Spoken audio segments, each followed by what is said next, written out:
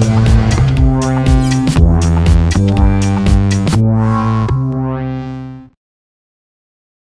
I appreciate that you took the time to come to our panel session, and I'm privileged to welcome our distinguished panelists.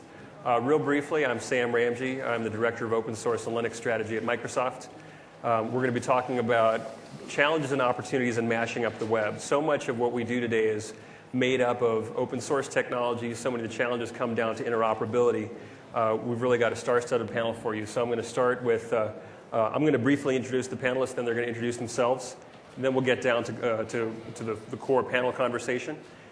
You should have plenty of time at the end to ask questions. You're going to have to come up and address the mic.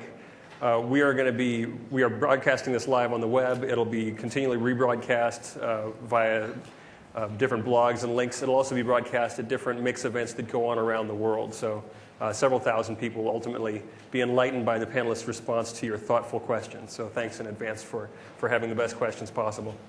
So I have Andy Goodmans, co-inventor of PHP, CTO and co-founder of Zen Technologies, the PHP company.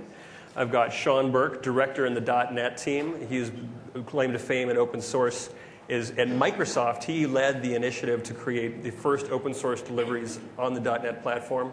The Ajax Control Toolkit, #1 download on Codeplex, Microsoft's open source forge, and also led the release of the reference for the .NET framework. We've got Mike Schrepfer, Vice President of Engineering at Mozilla Corporation. He's responsible for all of the worldwide development on both Firefox and Thunderbird. And finally, Aaron Fulkerson. Aaron is the CEO and co-founder of DekiWiki, one of the top wikis in the world, 2,000 downloads a day. It's a fundamentally core mashup platform. So when you think about the panelists we've got the whole stack from the server to Ajax middleware to the browser to an application that just fundamentally is a mashup. If these technologies work, it's all good. Any challenges represent challenges they've got to solve. So thanks for your attention. So why don't we take 3 minutes and Andy, just give everybody a sense of your background and then maybe your take on where mashups are today. So I'm Andy Goodman, CTO of Zen, and we're the PHP company, and I'm obviously more a server person.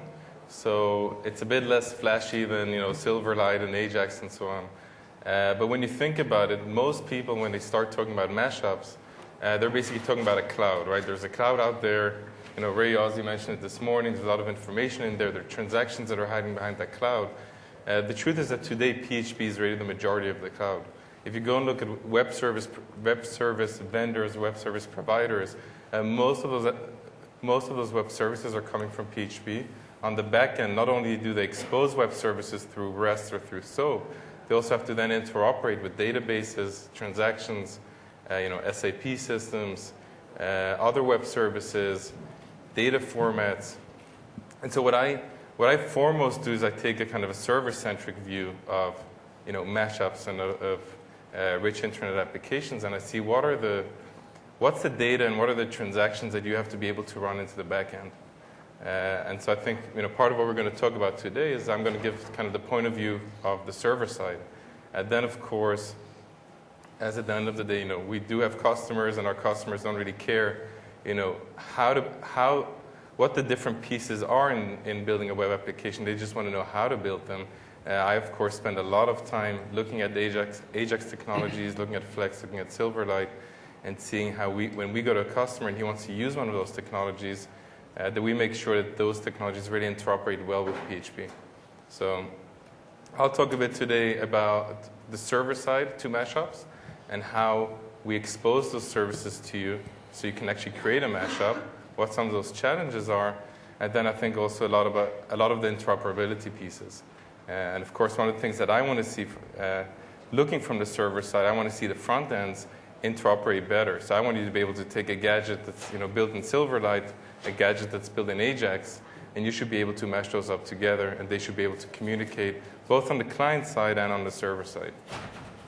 Awesome. Thanks, Andy. Good. Sean? What were the questions again? So a little bit of your background, sort of how you're coming into the world of mashups, right, and where you think it's at today. Okay.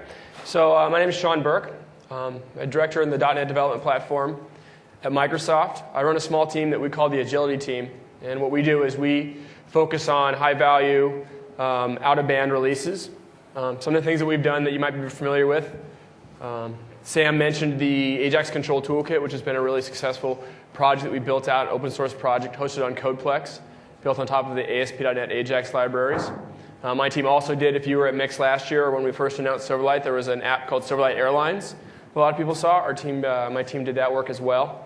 And more recently, we've been focusing on building out the Silverlight controls that Scott demoed today during the keynote. So we do kind of small projects, shorter time frames, but really focus on transparency. In all three of those efforts, we've shipped source, buildable source to customers as well. So as far as mashups are concerned, I think that the way we organize the panel here is kind of up the stack. And so as Andy mentioned, he takes a server-centric point of view. In my role, I take kind of a tools and a framework-centric point of view. How do we allow developers really kind of consistent and easy way to access the services that are out in the cloud and to tie them together into applications that they can roll out in their organization. Be able to access those services, whether or not they're running on a PHP web service backend or an ASP.NET web service backend or some other platform. And how do we tie those things together? How do we think about things like discovery and compatibility and consistency across the APIs? And give people tools to really write these applications with a lot less code and a lot less trial and error. Thanks, Sean. Mike? Hey, I'm from Mozilla. Since you guys are going to get to ask us questions, I thought I'd start with one quick question. Show of hands, how many of you here use Firefox? Wow. All right, I'll stay on the panel. All right. All right. Those of you who use Firefox already may know a little bit about how it's built, but Firefox is an open source project. It's thousands of people from all over the world who come together to build this in an open and transparent way. It's a very old open source project. It's been around about 10 years. And I won't go too much into details about it, but just give you some amazing things about it. One example to me that's apropos of how Firefox is built is it ships in 50 languages across the world. That's more than most software does, most commercial software from many vendors. And it ships in languages like Gaelic and Estonian. These aren't high value for dollar languages. And that's because each one of these languages is done by a volunteer translation team. So there are no paid translators anywhere on the Mozilla staff. And so it's just a microcosm of the way in which kind of Mozilla projects like Firefox, Thunderbird, and others are built. And I think the thing I'm interested in on this panel is talking a little bit more about the web and understanding that people are amazingly creative. I think I'm always astounded at what developers will do on the web, given just a few tiny tools and how they will bend and twist them into build something that the people who originally built those tools had no idea you wanted to do. Right? So I feel like a lot of our job is to catch up with the creativity of people using what's out there already to build really amazing mashups, big applications, and things like that. So I think the thing that's most interesting for me is learning where we can build parts into the platform on the server and on the client and make it easier, faster, more secure for you to build mashup applications. And we're working on some of those now, but I hope we get lots of time to talk about that in the question section. Thanks, Mike. Aaron? So MindTouch is a free and open source developer of DekiWiki. So we developed DekiWiki. It's free open source. You can go download it. We're announcing a shared hosted site at this event with some new support for some of the announcements that came out of Microsoft, like ADO.NET and Silverlight and some other things. So wikis are interesting. They're proliferating everywhere. What we've done is considerably different from your typical point application wiki. And that's why we're so popular, I think, is because we're offering a lot more value than just a text-based collaboration with a wiki. And what we do is our DekiWiki provides connective tissue for the enterprise. You can hook up your databases, your other applications that are exposed over web services, and then an IT administrator can hook them into the framework and expose them to their end users for them to create data mashups and composite applications. The significance of this is that it gives them some new tools to visualize information in ways that are more user-centric. So one of the questions that was asked was what's new with mashups, and the whole concept of a mashup, I'm sure you guys all know this, is not new at all. What's different now is the people who are writing mashups aren't doing it in Perl script as console apps, right? Instead, they've got some nice new tools like MindTouch's tools and others that allow them to create these composite applications or dynamic reports that are data mashups, et cetera.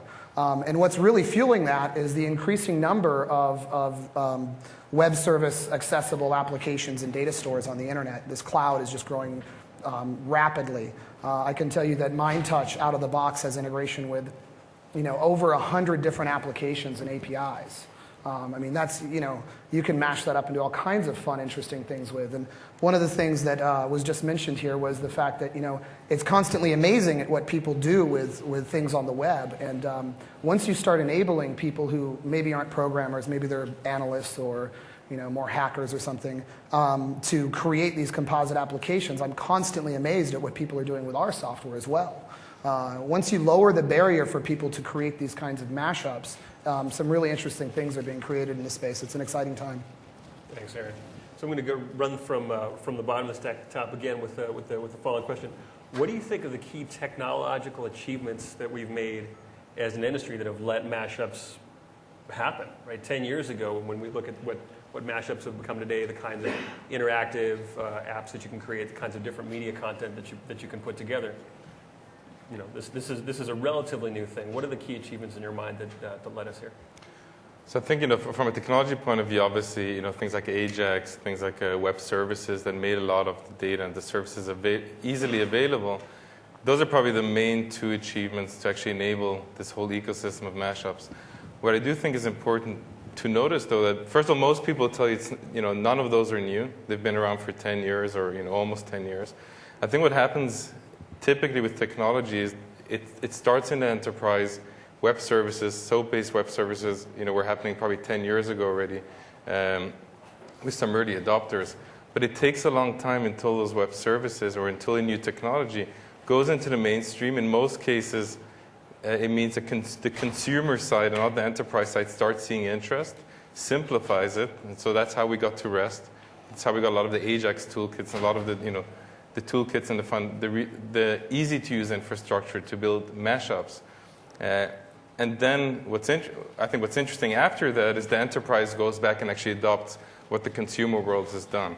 So I always see these cycles in technology, and now we're at the point in the cycle where I think the consumer world has really simplified things. The enterprise is adopting those technologies back into their organizations. And so from an ecosystem perspective and technology perspective, we've simplified things enough so that now people can the masses are really empowered to be productive. And so I think really now is the time where you're going to see a lot of these mashups appear. And you also see vendors that are actually capitalizing on that, whether it's Mindshare with their wiki or it's web services marketplaces, which are exposing hundreds or thousands of data sources, which you can then use to mesh up your applications. And have you had to adjust the PHP code base or the kind of the surface area of what functionality is available in order to respond for the developer-driven demand for mashups? So we're constantly responding to how technology changes. We're actually very lucky because we've always been good at text. We've always been good at HTTP, and everything that has happened in the past 10 years is built on top of that. So whether it's XML over HTTP or web services and so on. But yeah, we constantly watch those things, and we invested in SOAP, we invested in RSS and Atom feeds. And so, we just keep on doing those things. And I think now, as we're seeing mashups, we're seeing much more pressure on the server side, I think from a performance and scalability point of view. So standardization of these protocols, like you said, REST, Right. RSS and Atom and SOAP have been some of the keys for you on the back end. Yeah, exactly. And I think from a presentation point of view, those are the most important things that have been standardized. Now we're looking at is how do we standardize scalability aspects and performance aspects. So, how can web server scale to 50,000 concurrent connections? Because now everyone has lots of persistent connections open to the server. How can we create push models so you can get real-time updates on the stock ticker change to your client? So that's kind of now we're at the second phase, which is really putting those things into production and making sure they scale. Cool, thanks. Sean, your thoughts on what the key achievements in I say technological, but we also know that technology is driven by social systems and sociology. So your thoughts? Yeah, I think that one key part, as Andy mentioned, is the kind of proliferation of services that are available. But I think what's really driven it is actually from the other side, which is web users are out there seeing all these really rich data stores that are available to them in the cloud, be it Google, be it eBay, be it Flickr, be it all these services that expose data to them in ways that they're interested in and they can kind of understand.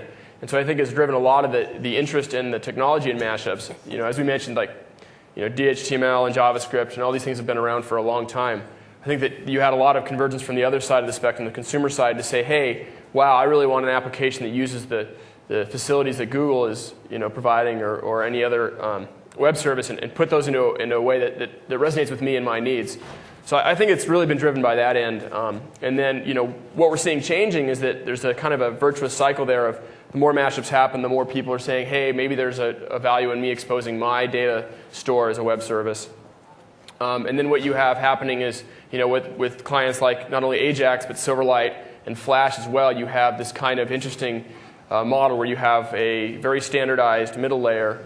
You've got the data tier on one side, which is the servers providing the information, and then the clients on the other side that are just pulling that information in. And there's a lot of things you can do with mashups there that are interesting, and a lot of challenges when you have different technologies utilizing, because if you're spitting out a JSON string, for example, and you're a Silverlight client, that's not necessarily the right kind of format for you to be coming back with. So those are kind of the challenges and ideas. So it's interesting to hear you say that you're now starting to see mashups that include rich media like Silverlight and Flash, whereas mashups used to be just bringing up web parts and mixing and matching Ajax. What are the key achievements that allowed that to happen? Because obviously we saw some demos today. We've seen some demos as we've gone on the road to launching Silverlight, where they've literally they're reusing Flash components and they've got new components written in Silverlight. It's all operating within one browser. It's all being fed by a Java server-side framework. That's non-trivial. I've done plumbing for a long time in technology, and I know it's not easy to get those things to work together. But the pieces have gotten bigger. The chunks have gotten a lot bigger. So one thing you see very, very consistently now is blogs regularly have YouTube videos embedded in them. And that really is kind of a form of a mashup. You're taking content from YouTube and you're putting it in a blog. It's not as sophisticated just in the appearance as something that takes maybe a mapping application, some other stuff. But that is a form of that. I think it's because the chunks have gotten bigger and more usable. Like we see with every other area of software development, the pieces tend to get bigger and they tend to get more usable by people in standard scenarios. And then you see the proliferation because of the standardization. So we can stop arguing about whether or not we're going to rewrite the implementation for string? Oh, I don't know. Okay, Mike. Yeah, I wanted to touch on something Andy said, which is, if you look back on the history of web services, and for anyone here who's been in the world of the WS star specs, right, which if you print them out would be a volume of docs this big, and you had WSDL, and you required tooling, and you had to do all this work to basically do Hello World. And then you look at what actually won and worked on the web, which was a way to request asynchronously, XML HTTP request, a design pattern or convention on top of the existing web infrastructure, which is what REST is. It's just a specific way to use the technology that's already there. And iframes, which lets you embed part of a website in yours and with some trickery, send data back and forth through. And so I think that's the key lesson for the things we should be looking for the future to take this forward, which is the simpler, easier, gets the job done quickly, often a minor iteration or tweak over what you've got is often the thing that wins in the long run. And so I think that's, in a lot of the ways, and if you look at some of the things that are on deck for future browsers, things like post message, which I think is in the IE8 beta, I'm not sure, but it's in Firefox 3 for sure, and other browsers as well, is a very simple way to send data between windows, between documents. That's safe and secure because you're sending strings, you're not sending serialized JavaScript objects or any other kind of data. And it's like 3 lines of code. Send a message to another window. On the other window, you register an event listener if you want to get the message. If you don't register an event listener, you don't get the message. It really takes about this much code to understand how to use. And so I think it's those simple, easy to understand, small evolutions of where we are that are the building blocks that people can use with the immense creativity of the entire world banging on the web to build these amazing applications. And so I think that's the way we tend to look at the world and try to figure out what's the little tiny fundamental building block we can distill out of this whole thing. If we just implement that little bit, now everyone's free to go off and run. So I think that's what's exciting to me about what's already happened and what, with, again, small tweaks we can do in the future. So standards and browser interoperability have been pretty important, right? Being able to have a consistent platform things like iframes, responding the right way, HTTP XML request, being able to get those things out there have let you run, have let us get to where we're at today. Yeah, I think the thing is that I don't have to rewrite my entire web app, right? I'm not translating it into a new language. I'm not building a new set of tools. It's just a minor twist and turn from where I am. And the other key part of that is people are exposing their services, in many cases just over standard URL conventions, right? And that's why a lot of the maps accidentally, the Google Maps mashup happened accidentally because they happened to build a URL scheme for the tiles and the way in which the maps were laid out to make their own client easy to implement. Well, it turns out that I can hit those same URLs too and then build a map into my own application. And then only later did they go, oh, let's build an API on top of this, right? And so I think that it's those really simple, easy, but exposed things. So I can view source the page and look at it. I can see the URL they're going back to, so I can reverse engineer it and do something interesting and add it in. Those are the kind of key attributes that you want to look for. And I think technologies that will succeed for the long run of your next 3 or 4 versions of the web. Thanks. I'd like to add to what Mike just said. I know I mentioned this to you previously today, Sam. I'd say SOAP set us back by 2 years. So talk more about that. Well, it's just SOAP, REST-based web services solves 90% of the problems, right? We don't need SOAP to do. I mean, transactions and stuff with SOAP, that's wonderful. But so we're going to see you going out with torches, pitchforks, Don Box, Dave Weiner. We're coming for you. No. So the key point for me is let's not invent standards that we don't need or to try to sell tools, for example. Instead, let's just adhere to the standards that exist and max them out, like, for example, like with REST. So how important is standardization to you, and what does it actually mean? People have all along the chain, right? We've got vendor, effectively, of a technology stack, and then we've got you, the end consumer. What's a standard in your mind that lets you that's let you get your business and your technology to this point? Right. So it's important to understand that MindTouch's software is, and this is a key point, is really a composite of web services, REST-based web services. It's an entirely RESTful platform. So if it's not SOAP, how is it a web service? Talk about that in terms of REST being so the standards that are important for us standard. is right. So the standards that are important for us is obviously HTTP because everything's over HTTP for us. Sure. JSON, we do serialized PHP, we do XML, and Atom, of course, is critically important going forward. So, and that's what's important to us. So this is sort of web services with lowercase w, lowercase s, as opposed to the whole WS / -- stack. Yeah, we'd like people to get stuff done, and we're not interested in selling them tools. So. Alrighty. So let's go back and sort of flip the order. What do you think are the key limitations today that are really holding back the web? What's holding back mashups? What's making it really hard? When you get up in the morning and you worry about where developers are going to be able to build the next great app, where are things falling down from your perspective? Where are things currently falling down? I mean, right now, it's hard for me to be pessimistic. I mean, you're seeing things are really falling in place currently, it seems to me anyway. The way that we've built out our platform makes it really easy for people to use these existing standards to create mashups. I mean, specifically to mashups, right? Sure. Everything's in HTML. You can create your mashup. We store it in HTML, and then that's another endpoint that you can mash up with something else. Gosh, I don't know. Ask the browser guys. Well, you're surely hearing from. I mean, you have an interesting situation because you certainly hear from developers. Right, because developers are your customers, and you've got developers internally who are trying to implement what you got and sort of automatically make the mashup work. I mean, it's still where are the edges where things are a little bit more bloody?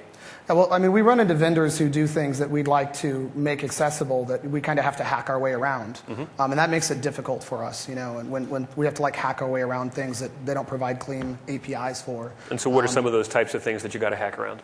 You don't want to know, or you're in Mix, man. No, sure, but this is exactly where we want to go. There's been difficulties with some of the live stuff that we've integrated. We integrate pretty much everything live puts out there, and we kind of have to hack around some of that stuff. It's not exactly as you're clean. Doing custom coding to make it REST accessible. Yeah, just to make it a little bit cleaner, and it requires a little bit more effort than what other vendors put out there. But I don't think that's really necessarily a fundamental problem going forward. One of the things that does make me nervous is I noticed that the panel discussion was what standards do we need, and quite frankly, we don't need new standards, right? We just need to continue to use the ones that are existing, that are emerging, and I think that's going to get us a long way. Yeah. So, Mike, you called the mashup pattern a hack.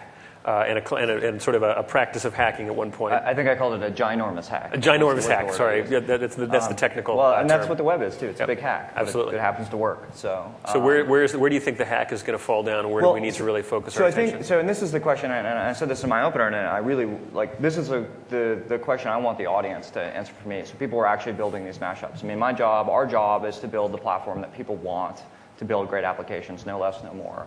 The thing that I think we're paying a lot of attention to lately, if you think about what mashups are, you're trying to combine data from multiple different sources, and you're sometimes doing it on the client. Well, the big challenge here ends up being security, because you're fundamentally trying to share data, right? You're doing so with the client credentials in certain cases, things like cookies.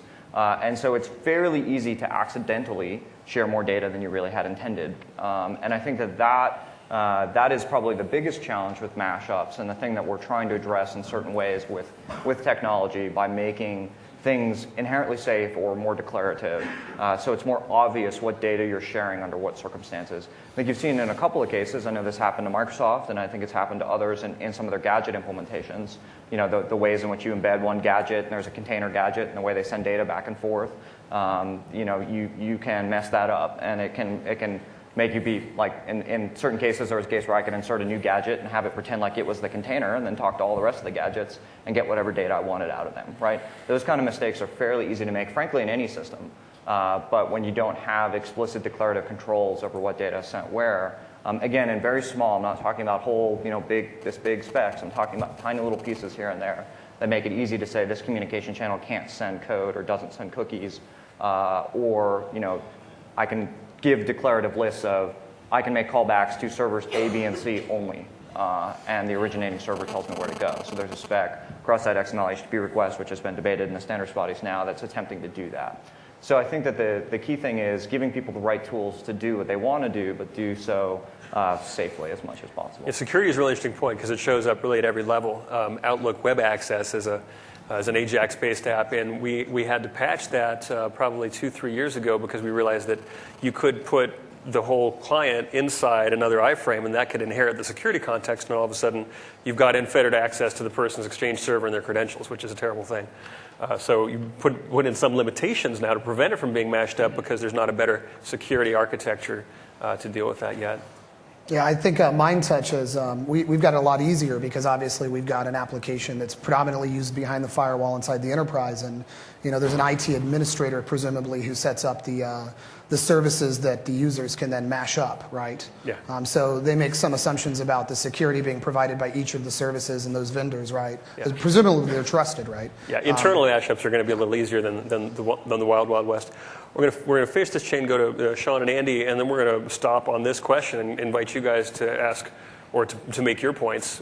If the people here represent basically the mass of the infrastructure available on the web to build this stuff, if you have key points that you think are missing, where you think mashups are falling down, this is the conversation to have, and these are the guys who can fix it. So, Sean?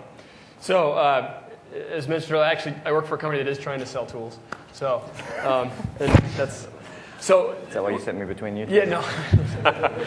So, you're the firewall, Mike. It's funny. In a lot of ways, you mentioned that we don't need more standards, and I think the standards proliferation is as bad as no standards at the end of the day when you have them as kind of...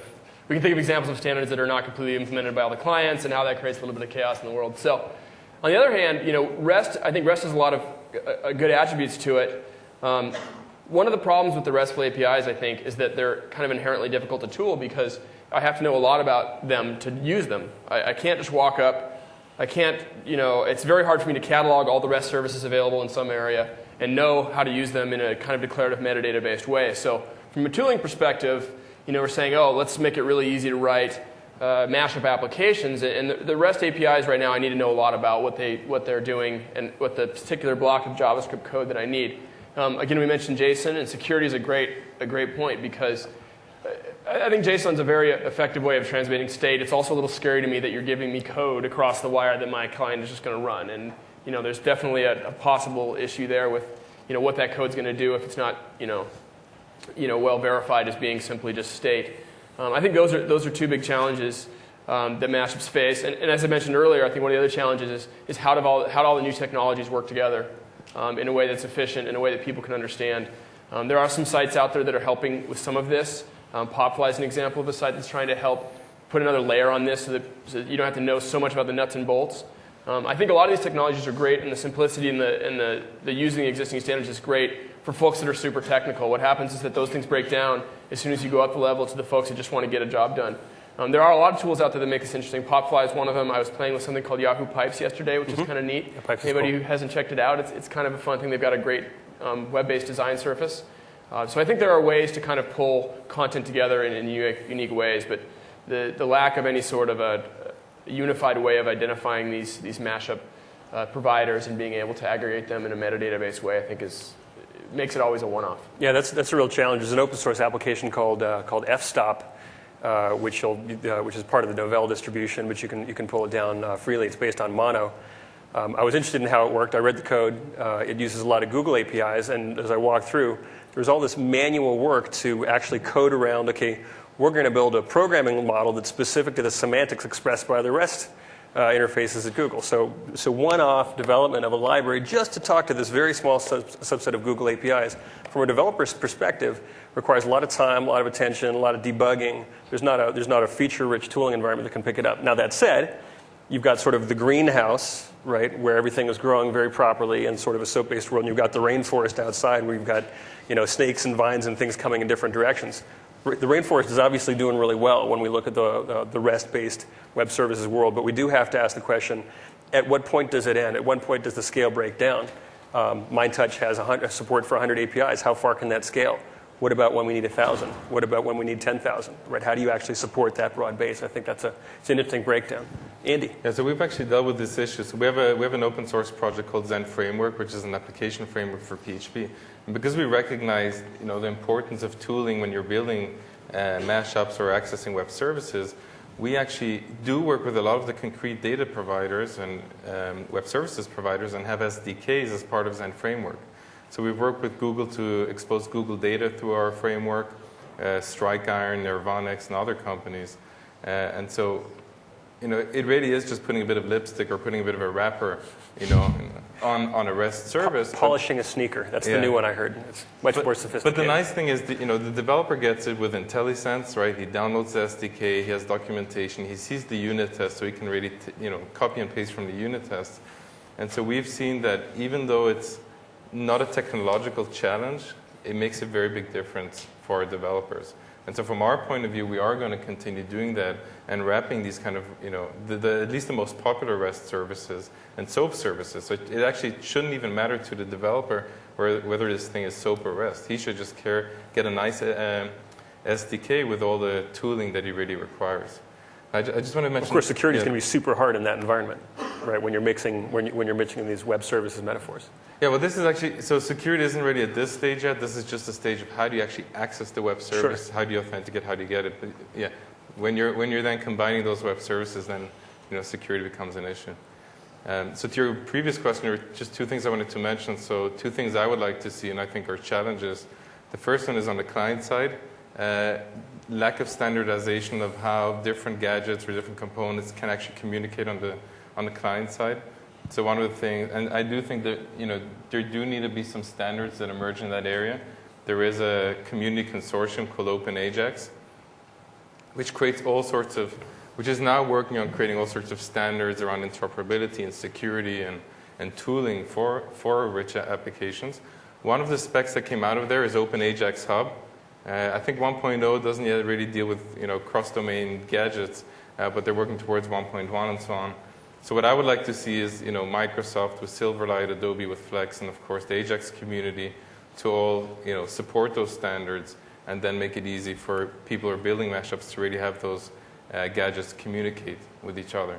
So the specific technology you mentioned was OpenAjax Hub, which is like an integration bus inside the browser for how do you communicate between different components that can speak Ajax. Right, and there's some toolkits out there like Dojo that already support that standard today, and it's a very, very lean and mean kind of standard. So it's not going to take a lot of effort from the different vendors and toolkits to actually implement that, but it's going to significantly help people who are building mashups and interoperability. So now I'm going to put the audience on the spot. If you guys have any good questions for our experts or points that you'd like to make, like I was coding this thing and it was just really hard and you guys need to do it better. I invite you to come up to the microphone, line up rather than raising your hand because we are broadcasting. Looking for brave souls. I should have brought awards. I should have brought some. Well, while you guys think about t-shirts. who's going to come up, I'd like to make a couple of statements. I know that OpenAjax there's an implementation by Tibco called PageBus, which we use, which I think the OpenAjax standard was based largely on. At least it looks like that. PageBus? Yeah, Tibco PageBus. It's under like a BSD license, and it's really, really lean. And we use that.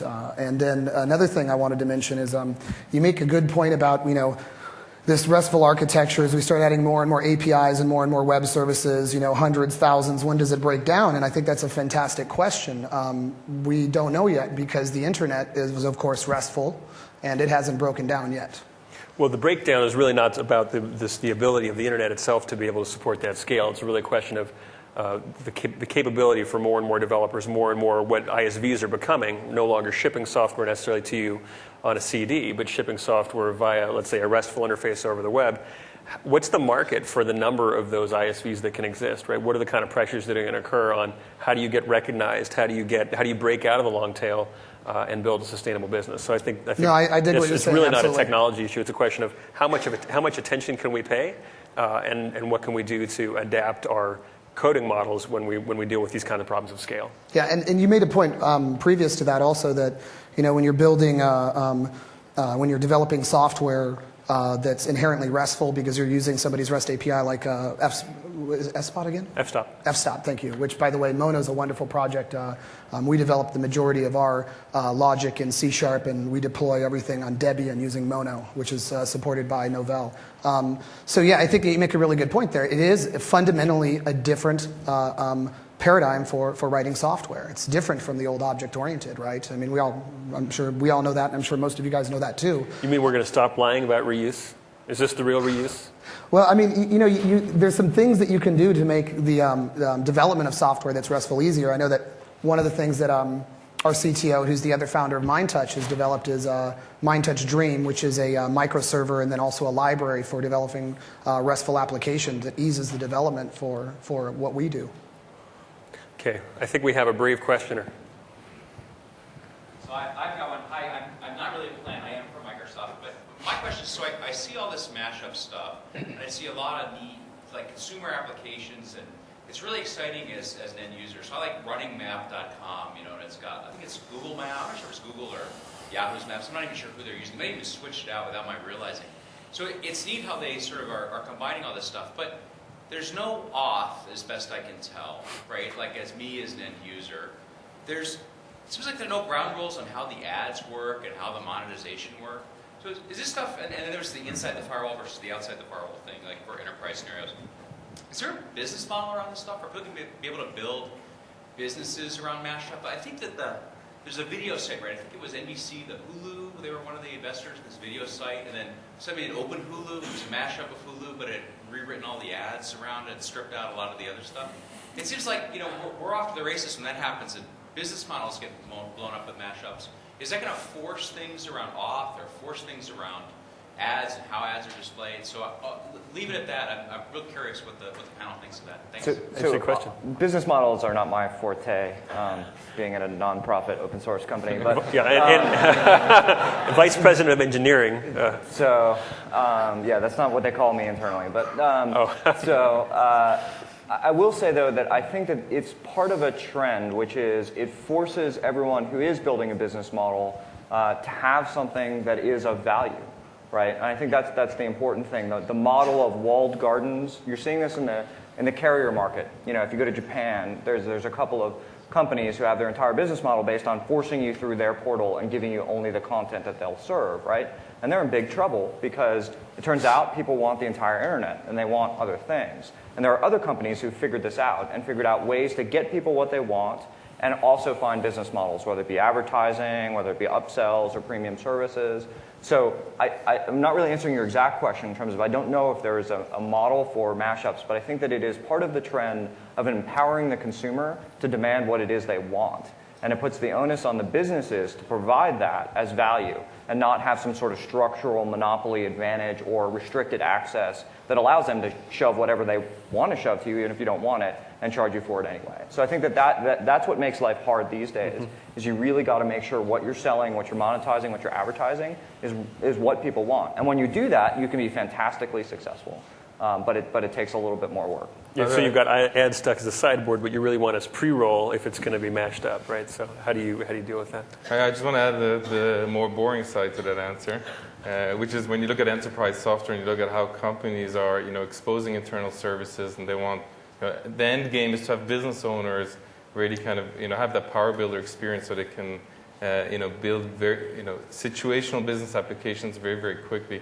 I mean, enterprise software is a multi-billion-dollar business, and I think while we're talking a lot of these technologies now, we're talking about them in the kind of consumer context. Those are all enterprise technologies. All those technologies, can be are very valuable today to enterprises, and they're still at the very early adoption point in the adoption. So I think there are billions of dollars, sitting there for the right companies to capitalize on. I think the challenge that we're going to have is how do we make that dream real? Because right now we're talking a lot about the presentation side, and once you have the data exposed, how can you mesh it up and how can you present that? But the hardest thing is how do you actually understand the data, the semantics around the data, the kind of typical business intelligence problem. How do you get that data into a form so that the business user can truly not understand the semantics in detail, but create very valuable applications? Thank you. We've got a line of questions, which I'm delighted to see. Yeah, that's kind of somewhat of my question, which was, what are the challenges and inhibitors of the enterprise adopting mashups, and what are some of the big problems to be solved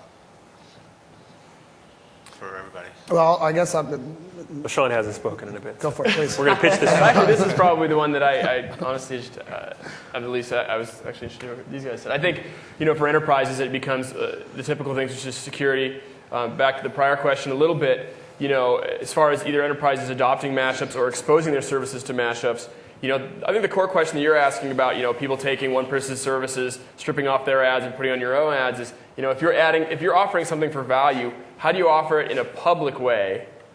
It's publicly accessible, but then still somehow control the way that it's offered. And I think that, the default answer on the web over the last few years has been, we'll just stick ads on everything. I think it just forces people to think a lot more clearly about how their ads interact with their content and what they're really getting people to pay to use. If you go and you watch, a lot of the, I think we mentioned video, YouTube, but like a lot of the stations now or the networks are providing content online. You can go watch a show now and you see 3 commercials through the entire show, but you're forced to watch those commercials. So it's about how do you make stuff really public, but still make sure that you've matched the right revenue model to it. So one of the reasons I picked on Sean is because tools classically show up when you look at enterprise adoption, right? Because you run out of very motivated hobbyists or sort of ISV-style site builders who are going to spend a lot of time wrapping a RESTful interface.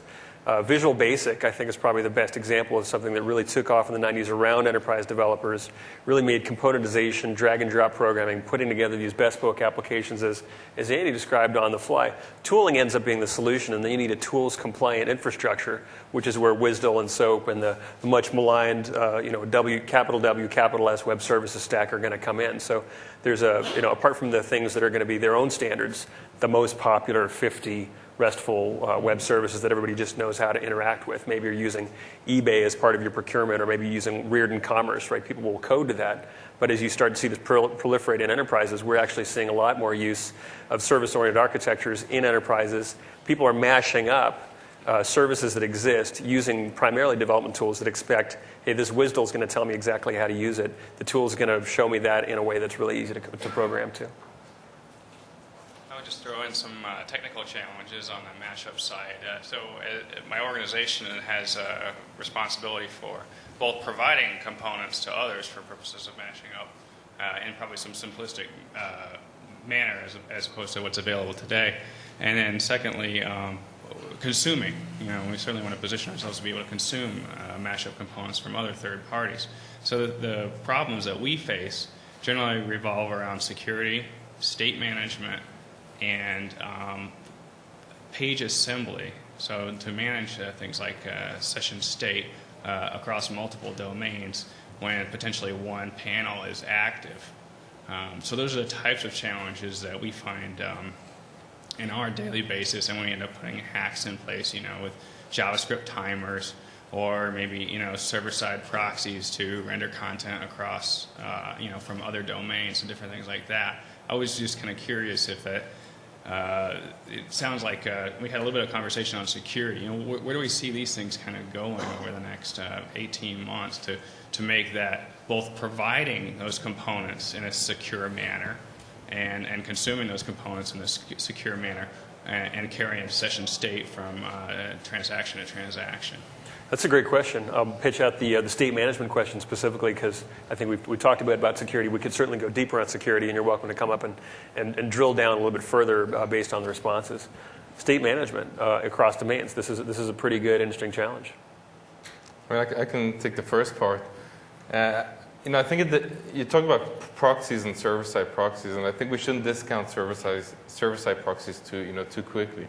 There are obviously performance issues, and you want to talk directly to the domains. But especially when you are in a setting that does require security, requires transactions happening on the back end and so on. I think there's going to be a very sizable amount of applications where that server-side proxy is actually something you want to do.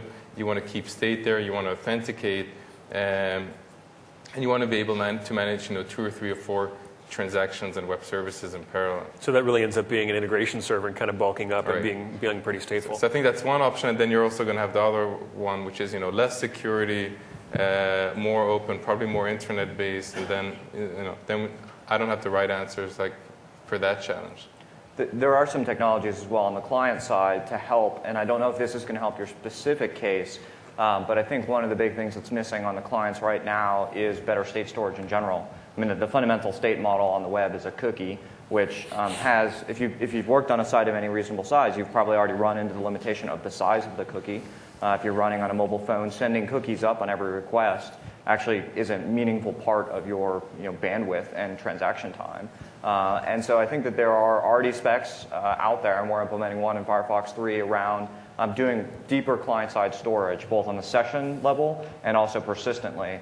And again, very simply, it's just looks like big hash tables where you can store data on the client of much higher dimension in terms of size and persistence if need be, and have resources stick to the client. So I think there's a couple of places where giving you just a little bit more power on the client to store that state and resend the transaction or whatever you need to do across them, and have some you wouldn't want to store all of that in a cookie now, but if you could store it locally and make sure it's there across the reboot, things like that, then you can actually start to build some really creative applications. So those are what I'm talking about in terms of fundamental building blocks. It's just a piece you have missing right now, but the good news is it's coming to your desktop, in months. So it sounds like that's one of the standards or specs that the WHAT-WG is working on. Yeah, it's DOM storage. It's actually part of HTML5 as well. Mm-hmm. And we announced IE8 beta support for Yeah, that. so I'm curious to see. It sounds like the IE8 is going to be doing some of that as well, which is great news for the web. So we've got a full implementation already in the Firefox 3 betas if you want to try it out. It's really simple, really easy to use, and hopefully IE and others will implement it. And then by the near future, you'll have that as a new capability in your client to match these things up. So, awesome question. If either of you guys have burning answers, Sean or Aaron, I think the state management shows that we're getting to the right level, I think, of productivity in the discussion and the right technical level that we can all add some value in. So if you guys have some burning answers, or we'll flip to the next question. No? Okay. Yeah, this is kind of related. I work for ESRI. We're a mapping and geographic information systems software company. World leader in GIS. You got it. And I'm on the server software team, and we've spent the last 3 or 4 years developing fairly complex infrastructure for doing GIS software on the server using .NET and Java. And so we've got this huge range of tools. About a year ago, a couple of guys just started playing around with the REST-based version of some services. And then we started doing some JavaScript APIs and Virtual Earth and Google mashups, and so now we're getting ready to release this package as part of our new version. And the way that a lot of people are talking about it is they're saying, look at how easy this is. All you got to know is a little JavaScript. You don't have to do all this back-end programming and all this stuff. You just have to know some simple JavaScript. And it's really neat. And I'm working on the Virtual Earth version of that. But a couple of things that have occurred to me. One is that a lot of our customers, being enterprise-type customers, they've got all these back-end systems, databases and CRM systems and all kinds of stuff that they're needing to integrate into their applications. And so how are they going to do that? Well, at the moment, the only way to do that is to have a .NET application, have a Java application. And so it seems like some of those advantages of having a kind of a simple JavaScript application kind of go away. And then the other thing is, even if you got it into the client side, it seems like the technology would start to get really complicated. When you start dealing with JavaScript objects and dealing with JSON objects and trying to parse all that out, it just starts getting fairly complex. And so I really like using the REST-based services and the JavaScript API, but I'm just wondering if we're not just in the early stages of reinventing the wheel of something that's going to look like what we have been doing all the way along. Yeah, sort of the broad theme is integration versus interoperability, right? When you look at integration, it's always hard. I spent years in enterprise application integration at BEA Systems, and you're always taking whatever you've got and then you wrap it around the particular endpoint. So when you're not dealing with something that's an interoperable standard, like a web service, you don't have that pluggability model. You don't just have a socket that you can plug into like a light. But that said, I think this is a pretty cool challenge. I'm going to start with Aaron because he deals with this pretty regularly, and I think everybody's going to have a point of view on that. So, I mean, clearly we're seeing this trend inside the enterprise where a lot of people have invested in SOA architectures and in most cases have failed to realize any return on their significant investment. I think that's why you're seeing companies like MindTouch and other mashup kind of tools that are beginning to proliferate in the enterprise. I'm going to give you a yellow card for company positioning. Oh, sorry. Okay, red card comes next. Jackbee and Kapow and all these others out there too. I'm still laughing at the yellow card. You're absolutely right that if all of the page compositions being done in JavaScript, then it does get kind of complex, and then it's all being processed client side, and that's really not the best approach in every case. So do you see an escape from the integration nightmare of having to have adapters to all the enterprise systems, apart from saying, hey, everyone, upgrade your SAP, Oracle, Microsoft, systems to all the ones that support web services? How do you get out of this? I think everybody's going that direction already. I mean, increasingly, that's what I'm seeing. When I talk to customers and users of our software, we have far more users of our software than we do paying customers, mind you, because we're open source. But yeah, I mean, we're already seeing where they have this web service enabled applications. Most of the applications that are coming out that they're using are web service enabled. As far as the JavaScript side, I mean, there's other ways to do it where you can have a page composition engine that's not entirely in JavaScript, right? So. But is the problem, so just to understand, is the problem that you're seeing is that folks are exposing stuff as a service-oriented architecture, and then they don't have the means to tie it together in a way that actually they get their investment back? Is that yeah, we're seeing that a lot. Absolutely, we're seeing that a lot. So it seems to me, the issue that we've faced and seen is just that, as you kind of pointed out, that JavaScript for complex applications breaks down very quickly for a number of reasons. And that I think, again, it's important for us to separate the issues here. One is being able to expose the services, the other is being able to consume them. And if we assume that the consumption side is a JavaScript-based client, now we've got a bunch of them. We've got Safari and Firefox and Internet Explorer, which is, that's one of the reasons that we've been successful in this space. Unfortunately, that technology just breaks down. When you look at technologies that are more stable and more developable, maybe I'll take a dive here for a yellow card, like Silverlight, for example. Don't make me. It's coming out. It allows you to build an application that more closely models the typical application development lifecycle you've had, whether it be Silverlight or Flash or these other kind of more traditional models. I would think that organizations are going to be more successful with those technologies than they were trying to cobble together JavaScript. Yeah, I totally agree. I mean, you saw like this whole Web 2.0 boom where people are making, quite frankly, in a lot of cases, really crappy applications that are implemented entirely in JavaScript. Let's replace Microsoft Word in JavaScript. That's just ridiculous. You need to have a more robust platform. Why is it ridiculous? Yeah, okay. I don't buy into it. I mean, the reason why I think it's ridiculous is because you putting all of your processing client side doesn't make a whole lot of sense. I agree. Distributing the processing, the behavior across server and client, and ideally multiple servers right? Right. And the client, then that makes sense. But you're not seeing that. So Mike's office Now, is... you guys are going in that direction. You guys are going in that direction for sure. Aaron, So Mike's office is across the street from Google. He has good friends over there, so No. don't insult his apps. What you just defined is what I believe is what, in terms of distributing the processing between the client and the server, is exactly where the web is going right now, and that's the right direction. I mean, if you look at, we can give you an umpteen number of Office, spreadsheet, presentation, email, name the application. It's on the web. And we've seen this pattern before. I encourage you to go back and, listen to the words of, executives from Wang and DEC in the 70s and 80s talking about the desktop will never replace the mini computer.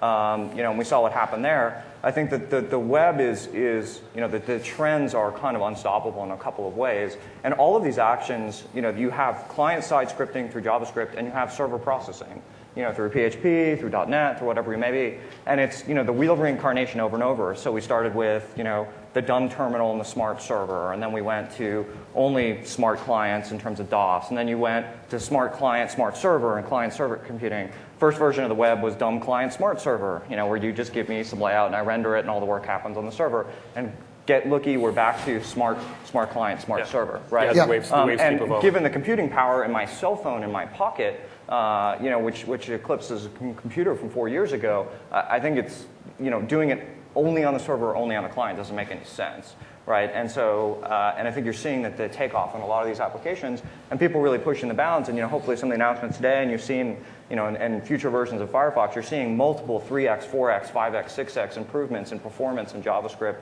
and new features and things that really take the platform to where it needs to be. Is it difficult to do? Yeah. Can it be easier? Absolutely.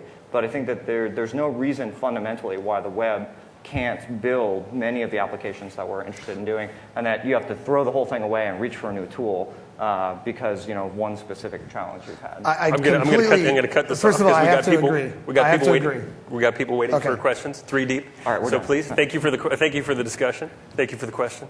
We'll move on. Somewhere in here's a question, I hope. We'll interpret it for you. Thanks. So I recently Googled the phrase mashups for the masses and found out that it was used by people to describe tools like Popfly and Pipes and Mashup Maker and all these are tools for the average user, which is most of the people who use the web, are non-technical.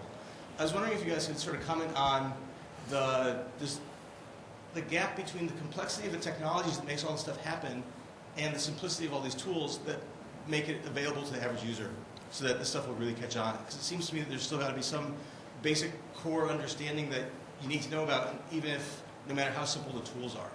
And there's some gap in there that I'd be curious to see what you have to say about it. So Sean and Andy are both in the tools business. So. Yeah, but I think the mashup for the masses is really your portal page on live.com or Yahoo or Google, where you are taking RSS feeds, that you want to get information from, news sites and stuff like that, and putting them together. More so than I created an application to map where all the garage sales are in my neighborhood. I think that it's more about data mashups than it is about kind of having to do coding together.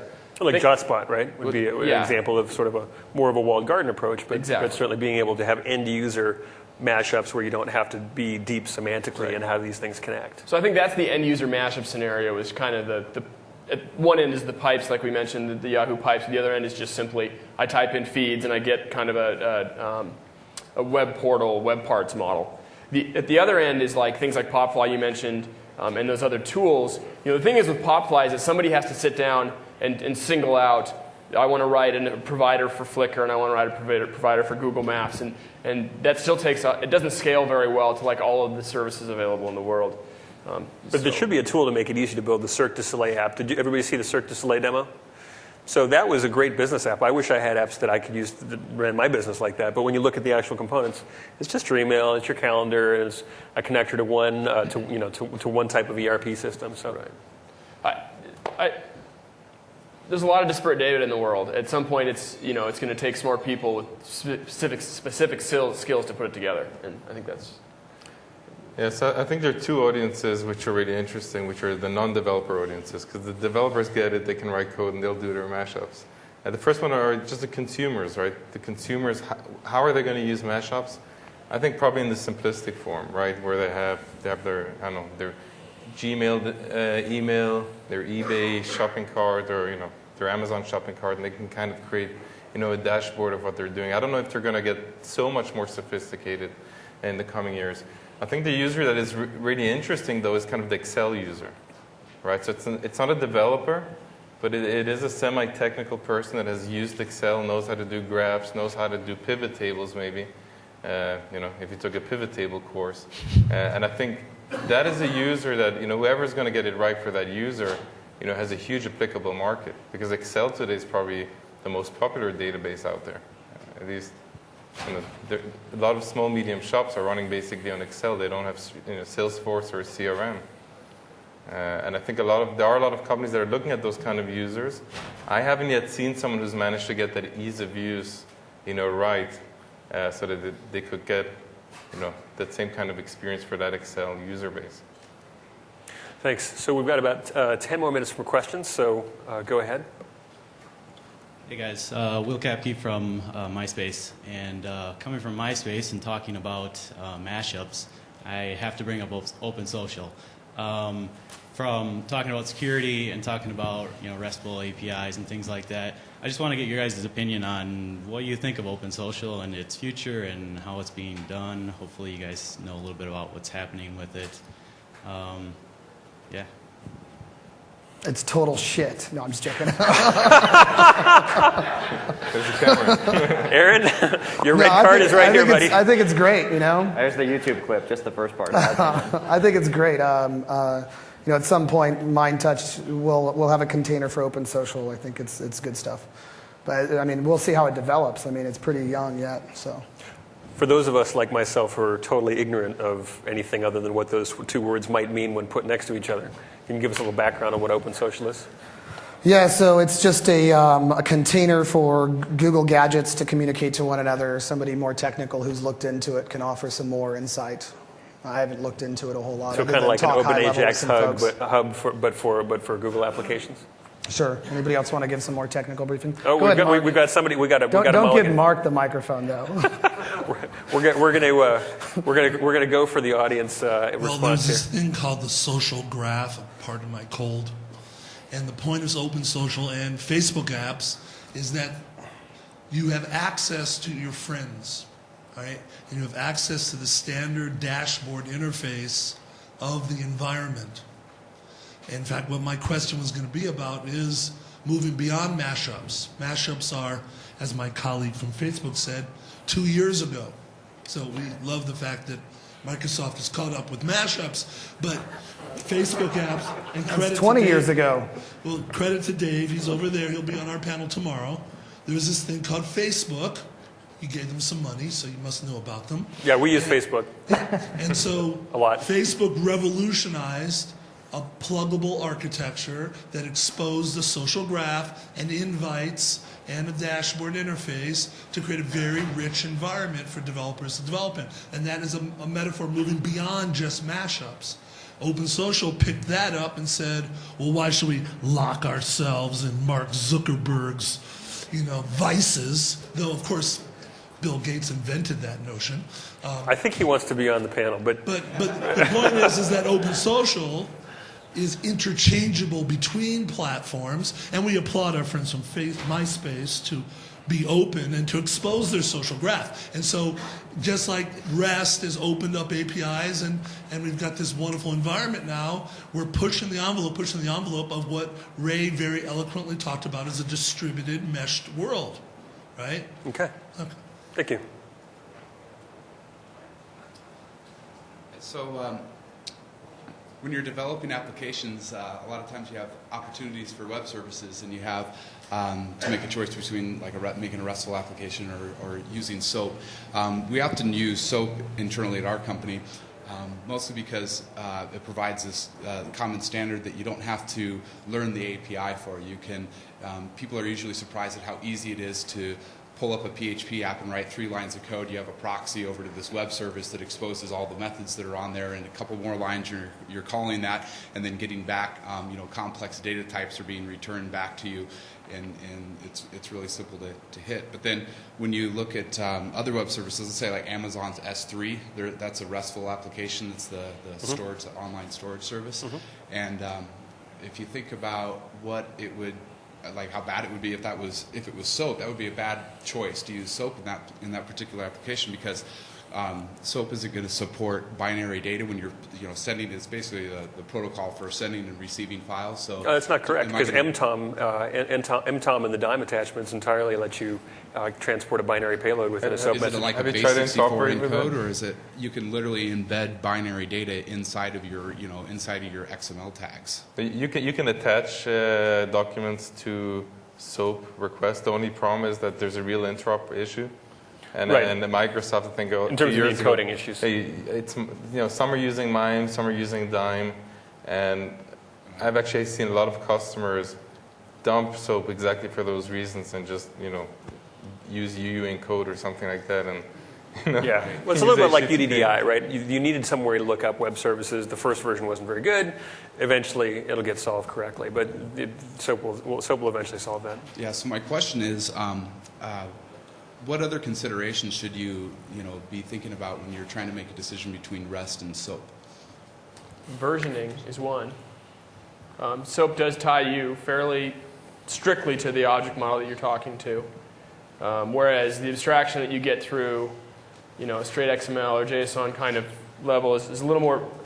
It's abstracted from the code that you're writing, so you don't introduce dependencies down the chain, which you can with SOAP because it's so closely tied to the objects. So I think SOAP,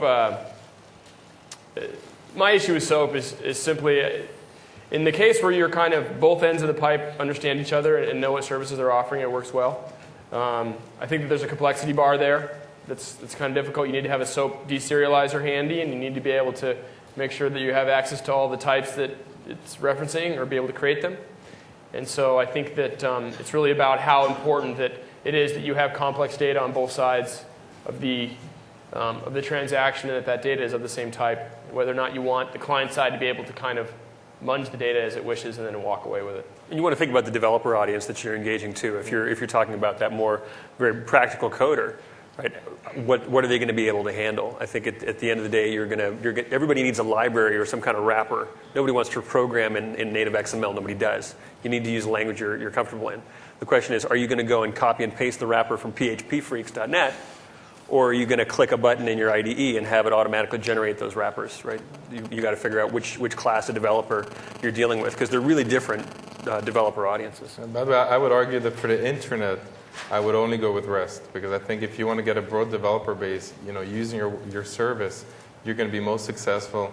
A lot of REST services, you don't even need a parsed DOM. You can just use a regular expression and get whatever data you need, out of that request. I think behind the firewall, then it goes back to, it depends what you're doing. There's certain systems that might be very complex. In the services business, there are actually standard WSDL files that you have to use. But again, behind the firewalls, maybe the tools that help you expose SOAP services and discover SOAP services, might benefit you. So. Thanks. So we have about a minute and a half. Okay, quick question to Firefox guy. Are you going to support what they call web slices and activities? I don't know. Got to look at the specs. Okay. And then to the Microsoft guy. There's two of us. Okay. Rumor has it if you don't spend your $40 billion on Yahoo, you'll have some extra cash. What are you going to do to help people in this room do mashups? I mean, you don't have to always give money to people like Facebook and big companies. You can take $1 billion and slice it into lots of little pieces, and you can generate a lot of mashups. So the most important thing that we do, and I think this is true of the PHP and the Mozilla team as well, the most important thing we do is we work on creating technology that makes it really easy to build what you want to build, right? You heard the expression democratizing software. I think everybody here on the panel has had a hand in democratizing software. So you go back to the model of, do you want to hand out fish or do you want to teach fishing? If we can hand out better and better automated rods that cost you nearly nothing, you're going to be able to end up with a lot more fish. So thank you for your question. As somebody who's not Microsoft, I'd like to just say that, I know that our team, although almost all of us are ex-Microsoft, really benefit from the tools that Microsoft puts out. It does make development significantly easier. I mean, all of us are running typically 2 or 3 operating systems on our machines, and the reason why we're running Windows is because of the development tools. Well, part of it is the kind of conversations that have opened up in the community recently. When I look at Expression Web, so I'll hold up a yellow card for myself, it's supporting PHP, it's supporting Firefox, right? 5 years ago, 4 years ago, 3 years ago, 2 years ago, that would have been unimaginable.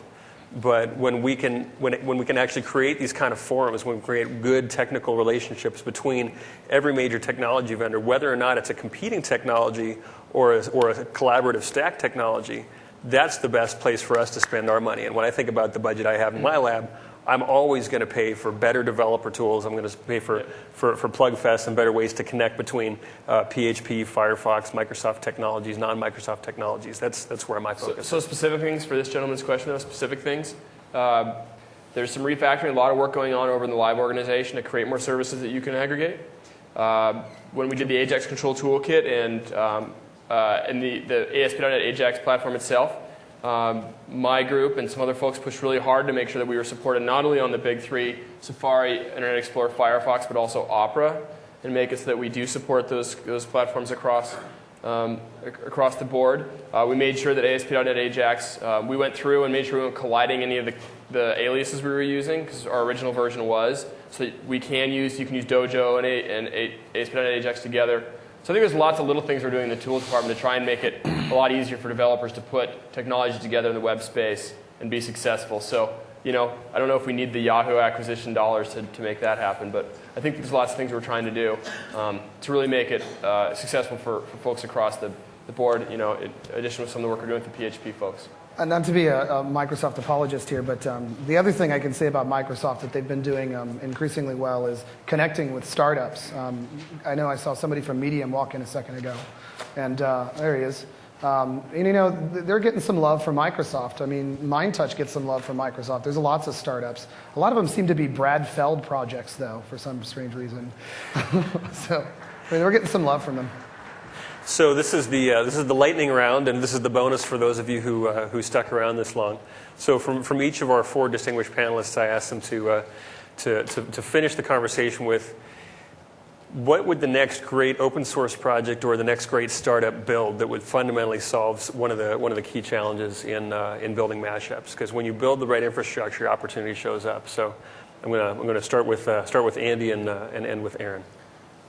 So I mentioned it before. I think one of the issues is how do you actually get to the data that you want to mash up? And so I think IBM talked about like mashup hubs, where on the server side they have kind of a, I would say, middle tier that enables you to kind of bring in your feeds, bring in your web services, and somewhat model those services to then create a representation that you can then easily mash up as the business user. So I think that is a realm where I don't see a lot of activity in, and I think it's going to be very interesting to start seeing some companies that emerge around, creating the right models, because those models are really it's the hard work, and those are the models that are going to enable people to build really good business applications. Thanks. I think figuring out a way to do for mashups what RSS did for syndication. Creating a simple way for providers of mashups to provide a discoverable common way for folks to walk up to them and discover their services and use them and integrate in their applications. So like a WSDL for REST? Well, I better. I knew that could cause Aaron some heartburn. I think one of the things that you're seeing in a lot of companies, whether it be Facebook, MySpace, Google or others, that stumble upon the challenge with the web is it's getting bigger, not smaller. And so trying to navigate your way through it and understand what's the content, what's the applications that are interesting to me is a very difficult problem. So I think less on the infrastructure side, more on the application side, people who can make it easy to personalize the web for the things that are interesting to me, my friends, my family, the colleagues. Any variant of an application all around there I think has a tremendous amount of value for people because it shows them what they want, which is the content, the application, the people they want to communicate with. Yeah, I agree. I think that what I find very interesting is making it so that all of these web services, not only can you mash them up, but you can do so in a highly concurrent fashion rather than doing it serially like what I see so often. So providing kind of this platform for orchestrating all these services and then composing them in a way that can be done high performing is something that's very interesting. So it's interesting because there's a lot of connections and a lot of state to manage from the state issues that we talked about before. So there's probably some computer science required to solve that. Yeah, so to answer the question, what's the next emerging open source? We're doing it, baby, at MindTouch. Well, I want to thank the panelists for participating.